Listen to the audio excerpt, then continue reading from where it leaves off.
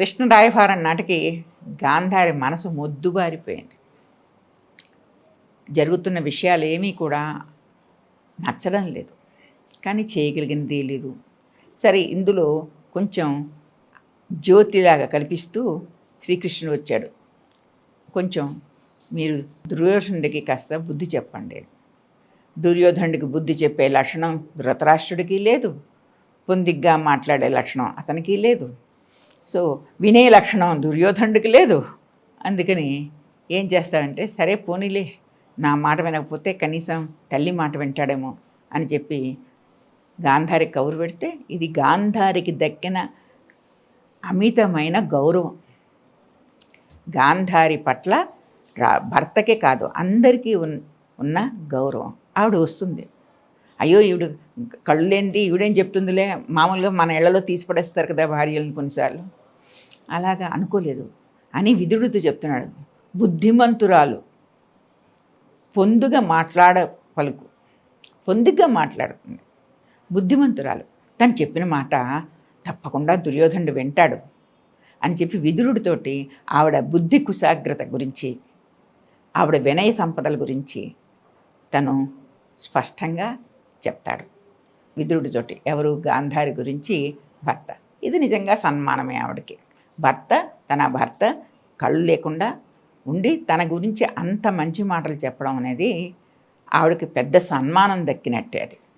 కానీ ఆవిడ ఏమంటుందంటే, మహారాజా, నువ్వు నన్ను కొడుక్కి బుద్ధులు చెప్పడానికి పిలిపించావు, అసలు నీ వల్ల కాని పనా ఇది? నువ్వు చేయగలవు కదా, నువ్వే కదా రాజ్యానికి రాజువి, సింహాసనం మీద కూర్చుని ఉన్నావు కదా నువ్వు.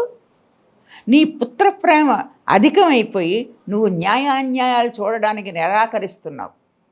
అసలు సమస్య ఎక్కడుందో తెలుసా? నీ దగ్గర ఉంది, నా కొడుకు దగ్గర సమస్య లేదు. ఎంత స్పష్టంగా చెప్పింది. సమస్యల్లా నీ దగ్గర ఉంది. నువ్వు నీ రాజ్యంలో సగం భాగం పాండవులకి ఇస్తానంటే వద్దంటాడా నీ కొడుకు? అసలు ఇవ్వడానికి నీకు మనసుందా? ఆలోచించుకో. సమస్య అతని దగ్గర లేదు. మనం ఎలా చెప్తే అలా వింటారు మన పిల్లలు, వాళ్ళు బుద్ధిమంతులే. కానీ నువ్వు చెప్పడానికి నువ్వు సిద్ధమై లేవు. అందులో రాజ్యంలో సగభాగం ఇస్తే కూడా మనం సుఖంగా ఉండొచ్చు. మొత్తం రాజ్యం అంతా మనం తీసుకోవాల్సిన అవసరం లేదు, సగభాగం కూడా మనం సుఖంగా ఉండొచ్చు. ఆ సగభాగాన్ని పాండవులకి ఇస్తే ఎవరు వద్దంటారు? నువ్వు రాజువు కదా, నీ ఇష్టమే కదా ఇక్కడ చెల్లుతుంది అని చెప్పేసి బుద్ధులు చెప్పమని కొడుకు పిలిపిస్తే భర్తకే బుద్ధులు చెప్పింది. ఇక్కడ ఆవిడ న్యాయాన్యాయాలు సూటిగా చెప్పింది.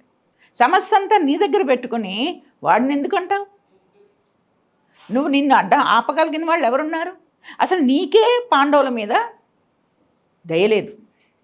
ఈ సమస్య, ఈ రాజ్యం, ఇదంతా కూడా పాండురాజు తీసుకొచ్చిన వైభవం.